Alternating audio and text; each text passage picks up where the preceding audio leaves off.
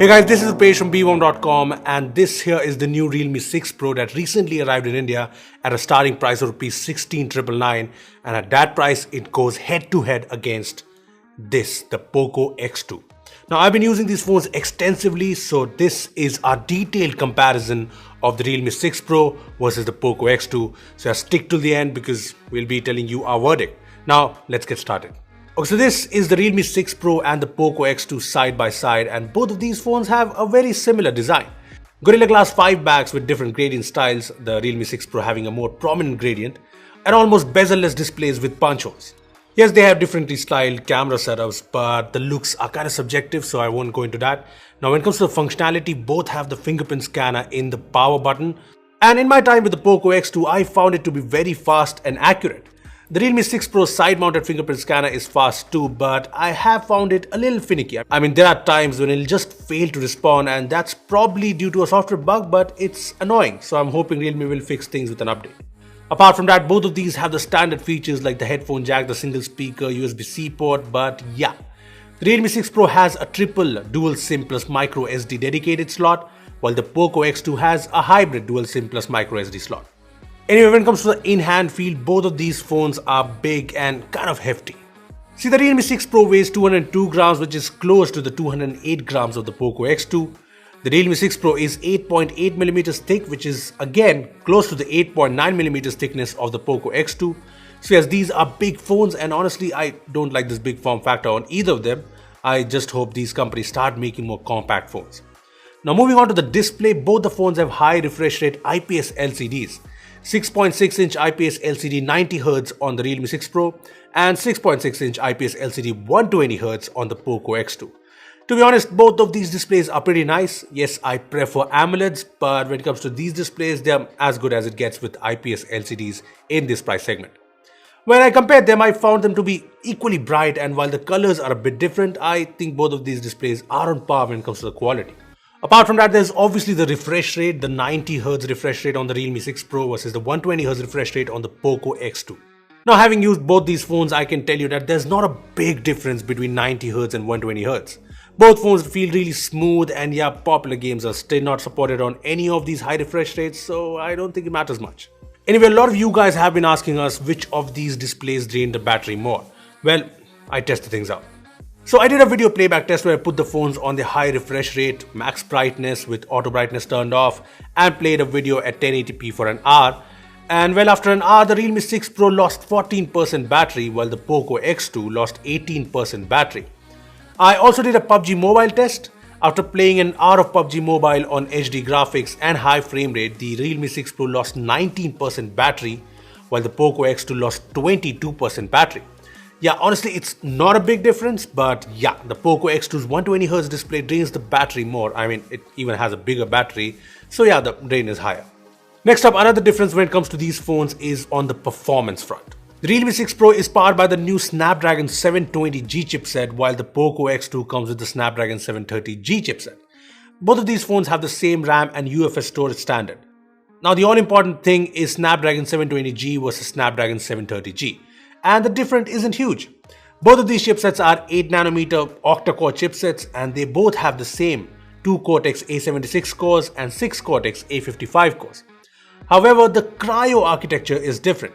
The 720G comes with Cryo 465, while the 730G has Cryo 470. So theoretically, the Cryo 470 should be a tad bit more powerful. When it comes to the clock speed though, the 720G goes up to 2.3 GHz, while the 730G goes up to 2.2 GHz. Again, not a huge difference. In fact, both of these chipsets have the same Adreno 618 GPU, although the GPU on the 730G is overclocked. Apart from that, they both have the same X15 LTE modem and similar ISPs. So yeah, if you ask me, these chipsets are very similar, but let's take a look at the benchmark scores. So here are the Antutu scores from both these phones, and as you can see, they are very close, and surprisingly, the 720G is just a little ahead, very little. Here are the Geekbench scores now, and as you can see, the 720G has the higher single core score, probably due to the higher clock speed, but the 730G has scored better in multi-core. Overall, the benchmarks kind of make it clear that the Snapdragon 720G and the Snapdragon 730G are very similar chipsets. When it comes to real world performance, if you've seen our Poco.x2 review, you know that the phone is a very solid and very consistent performer, be it comes to day-to-day tasks or even gaming. Now, having used the Realme 6 Pro as my daily driver, I can say the same about this phone too. This phone handles almost everything with a lot of ease, be it multitasking or heavy apps, and I like the performance on this phone. Also, the phone handles casual games as well as high-end games with a lot of ease, so the performance on both of these phones is top-notch. When it comes to the software, there's Realme UI and MIUI on board, and both these skins are based on Android 10 here.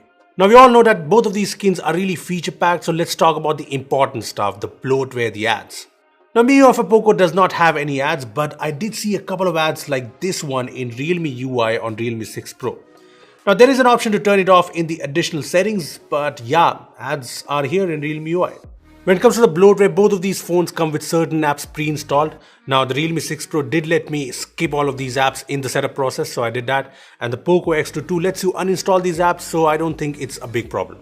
Next up is the camera comparison. Now, both of these phones have quad camera setups on board, but there are some important differences. First up, the Realme 6 Pro has the GW1 64MP sensor, while the Poco.x2 has the Sony IMX686 sensor. Also, the Realme 6 Pro has a telephoto lens capable of 20x zooming. Anyway, comparing the 64MP cameras, here are comparison shots from these phones, and while taking these photos, I noticed that these cameras are very comparable, but the Poco.x2 is mostly better. Just take a look at this comparison. The colors on the Poco.x2 photo is more accurate, while the 6 Pro has made things oversaturated. Plus, if we zoom in here, and you can see that the Poco.x2 photo has more details. Here's another comparison, and here the color tone is pretty similar, but the Poco.x2 photo has more contrast, and if we zoom in, well, we can see the better details too. Now, the Realme 6 Pro shines sometimes too, like in this comparison, the Realme photo looks better. Anyway, in low light too, the Realme 6 Pro takes better photos sometimes, like in this comparison, but mostly it's the Poco.x2 that's better, like in daytime. Now check this out. So the Poco.x2 photo is just sharper. I mean, if you just zoom in, you can see the difference. Plus, look at the buildings in the background. It's more visible in the X2 photo. Here are some more low light comparisons, and the Poco.x2 is just clearly winner with sharper photos and better shadows. Anyway, I also compared the portrait mode, so let's take a look. Now here you can see that the Poco.x2 photo has more natural color, and the Realme photo has a reddish tint to it. Also, if we zoom in on Manmeet's face, you can see that the Poco.x2 photo has more details. Here's another comparison, and again the colors are better on the Poco.x2 photo, but to get more details, it has over-sharpened the image. But yeah, overall, if you take a look at more portrait mode shots, the Poco.x2 wins here as well. When it comes to the ultra-wide angle lens, here are some comparisons, and I think here both of these phones are on par. They both take decent ultra-wide shots, although it's nothing extraordinary. When it comes to videos, here's a 4K 30fps video shot from both the phones together, and while the quality is good on both of these videos, although color is a little different, the stability is the big difference. Both the phones only have EIS, but the Poco.x2 video is just crazy stable.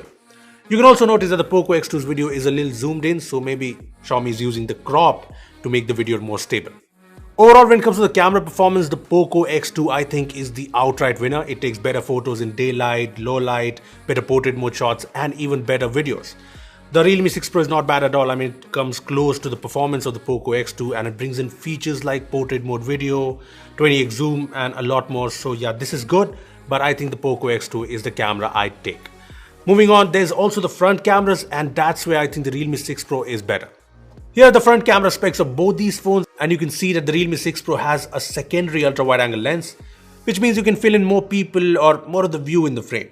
So that's a big advantage for the Realme 6 Pro. Now when it comes to the main camera, both these phones take decent selfies, but yeah, the Poco.x2 selfies do look a bit over-processed. So yeah, the Realme 6 Pro has better selfie cameras. Lastly, there's the battery. The Poco.x2 has a slightly bigger battery, and if we go by the numbers, the Realme 6 Pro has faster charging. Now talking about the battery performance first, in our Poco.x2 review, I told you guys that with the display set to 120Hz, I got a screen on time of around 5.5 hours. Well, with the Realme 6 Pro set to 90Hz, I got a screen on time of more than 6 hours, which is even better. Yeah, I know, the Realme 6 Pro has a slightly smaller battery, but 90Hz does not drain the battery as much as the 120Hz. When it comes to the charging speeds, the Realme 6 Pro might have the 30-watt charger, but the 27-watt charger on the Poco.x2 is faster. The 30-watt VOOC 4.0 charger takes 64 minutes to take the Realme 6 Pro from 10 to 100%, while the 27-watt charger takes only 54 minutes to charge the Poco.x2 from 10 to 100%. Yeah, that is awesome. Well, it's time for the verdict, the Realme 6 Pro or the Poco.x2, which one should you go for? Well, let me start by telling you that both of these phones are very similar, be it on the design front, the charging, the battery, the software, the performance. Yeah, both of these phones are really good and very close, but if I had to pick one winner, well, I'd go with the Poco X2 because of two factors really. First is the fact that the base variant of the Poco X2 starts at Rs 15,999 compared to Rs 16,999 for the Realme 6 Pro's base variant. And second, the rear cameras. Yeah, the Poco X2 has better camera performance thanks to the IMX686 sensor, and well, the camera performance is really important to me. Now there's one more thing that makes me prefer the Poco X2, and that's the 120Hz display.